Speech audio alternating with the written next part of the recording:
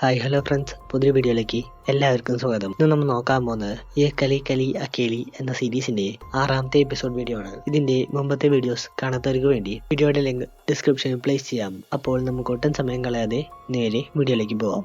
എപ്പിസോഡിന്റെ സ്റ്റാർട്ടിങ്ങിൽ നായകനും ഷീക്കയും കൂടി നൽകുന്ന ഫോട്ടോ എല്ലാം കാണിച്ചുകൊണ്ട് അതിനെപ്പറ്റി ചോദ്യം ചെയ്യുന്ന പൂർവ്വയെയാണ് കാണിക്കുന്നത്. എന്നാൽ നായകൻ ഇത് ഷീക്കയാണ് എന്ന് മനസ്സിലാക്കാതിരിക്കാൻ വേണ്ടി ഇത് തന്റെ കോളേജിലെ ജൂനിയർ ആയിരുന്നുവെന്നും അവർക്കിടയിൽ കുറച്ചു കാലം ഒരു റിലേഷൻഷിപ്പ് പോലും ഉണ്ടായിരുന്നുവെന്ന് പൂർവ്വയോട് പറയുന്നു. ഇത് കേട്ടതും പൂർവ്വ കുറച്ച് ദേഷ്യപ്പെട്ടുകൊണ്ട് ആ റൂമിൽ നിന്നും എഴുന്നേറ്റ് പോകുന്നു.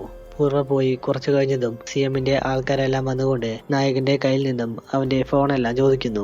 നായകനാണെങ്കിൽ ഷീക്കയുടെ ലൊക്കേഷൻ അവർക്ക് കിട്ടാതിരിക്കാൻ വേണ്ടി ഫോണിൽ നിന്നും ആ ഡാറ്റയെല്ലാം ഡിലീറ്റ് ചെയ്ത ശേഷം ആ വന്ന ആൾക്കാരുടെ കയ്യിൽ ഫോണെല്ലാം കൊടുത്തേക്കുന്നു. ഒരേ ബസ്സിൽ തന്നെ ഡൽഹി വരെ പോയാൽ പിടിക്കപ്പെടും എന്ന് മനസ്സിലാക്കിക്കൊണ്ട് ഷീക്ക പോകുന്ന വഴിയിൽ വെച്ച് ബസ്സിൽ നിന്നും ഇറങ്ങിയ ശേഷം തന്റെ അച്ഛന്റെ കൂടെ മറ്റൊരു റൂട്ടിലേക്ക് യാത്രയെല്ലാം തിരിക്കുന്നു. ഇതേ സമയം പൂർവ്വ ഗോൾഡനെ വിളിച്ചു വരുത്തിക്കൊണ്ട് നായകന്റെ മുമ്പിൽ വെച്ച് തന്നെ അവന്റെ കള്ളത്തരങ്ങളെല്ലാം പിടികൂടുന്നു. അവർ ഉടൻ തന്നെ ഈ വിവരമെല്ലാം തന്റെ അച്ഛന്റെ ആൾക്കാരെ അറിയിച്ചുകൊണ്ട് ബസ് സ്റ്റാൻഡിൽ നിന്നും പെൺകുട്ടി പോയിട്ടുള്ള റൂട്ടിലെ ബസ്സുകളെല്ലാം ചെക്ക് ചെയ്യാൻ വേണ്ടി പറയുന്നു. അവിടെ കച്ചിത് കല്യാണമെല്ലാം കഴിഞ്ഞ സന്തോഷത്തിൽ നായകന്റെ വീട്ടിൽ വെച്ച് നടത്തുന്ന ഒരു ഫംഗ്ഷനാണ് കാണിക്കുന്നത്.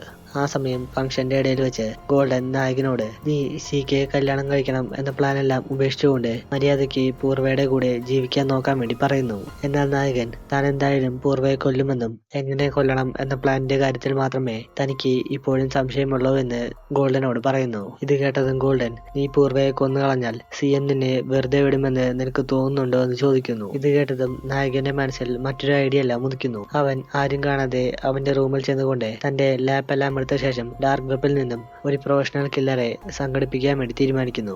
ഡാർക്ക് വെബിൽ നിന്നും ഒരു കില്ലറുടെ അഡ്രസ് എല്ലാം കിട്ടിയതും നായകൻ ആരും കാണാതെ ആ കില്ലറുടെ ഏജന്റിനെ മീറ്റ് ചെയ്യാൻ വേണ്ടി ചെല്ലുന്നു. ഏജന്റ് നായകനോട് ആരെയാണ് കൊല്ലേണ്ടത് എന്ന കാര്യമെല്ലാം ചോദിക്കുന്നു. എന്നാൽ നായകൻ കൊല്ലേണ്ട വ്യക്തിയുടെ പേര് ഇപ്പോൾ വ്യക്തമാക്കാൻ പറ്റില്ല എന്നും എന്നാൽ സമയമാകുമ്പോൾ താൻ കാണിച്ചു നൽകാമെന്ന് അയാളോട് പറയുന്നു.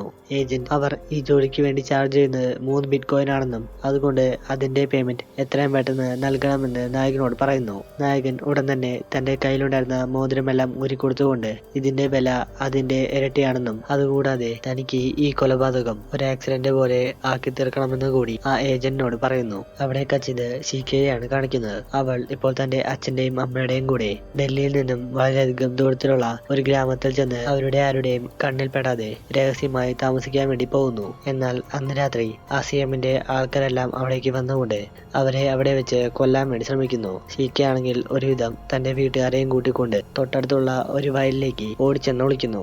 അവൾ നായകനെ കോൾ ചെയ്തുകൊണ്ട് ഇവിടെ നടക്കുന്ന സംഭവങ്ങളെ പറ്റിയുള്ള കാര്യമെല്ലാം പറയുന്നു. ഇത് കേട്ടത് നായകൻ പൂർവ്വയോട് അപേക്ഷിച്ചുകൊണ്ട് ഈ പ്രശ്നമെല്ലാം ഒതുക്കി തീർക്കാൻ വേണ്ടി പറയുന്നു. നായകൻ കരഞ്ഞപേക്ഷിച്ചുകൊണ്ട് തന്നെ പൂർവ്വയ്ക്കും മനസ്സലിവ് തോന്നിക്കൊണ്ട് തന്റെ ആൾക്കാരോട് അവരെ വെറുതെ വിടാൻ വേണ്ടി പറയുന്നു. അന്ന് രാത്രി ആ ഏജന്റ് നായകനെ കോൾ ചെയ്തുകൊണ്ട് ഒരു കില്ലറെ ലഭിച്ചിട്ടുണ്ടെന്നും അതുകൊണ്ട് അയാളെ പ്ലേസും ഡേറ്റുമെല്ലാം എങ്ങനെയാണ് അറിയിക്കേണ്ടത് എന്ന കാര്യമെല്ലാം ചോദിക്കുന്നു. നായകൻ ഈ സമയം പൂർവ്വയുടെ അടുത്ത് ക്ലോസ് ആയിട്ടെല്ലാം പെരുമാറിക്കൊണ്ട് അവളുടെ അടുത്ത് നിന്നും അടുത്ത 2 ദിവസത്തെ പ്ലാനിങ്ങിനെ പറ്റിയുള്ള കാര്യമെല്ലാം മനസ്സിലാക്കുന്നു. എല്ലാ പ്ലാനിങ്ങിനെ പറ്റി മനസ്സിലാക്കിയതും അവൻ ഏജന്റിനോട് 16-ാം തീയതി ഭോപ്പാലിൽ വെച്ച് നടത്താമെന്ന് അയാളെ ടെക്സ്റ്റ് ചെയ്ത് അറിയിക്കുന്നു. ഇത്രയും കാണിച്ചുകൊണ്ട് ഈ എപ്പിസോഡ് ഇവിടെ വെച്ച് അവസാനിക്കുന്നു.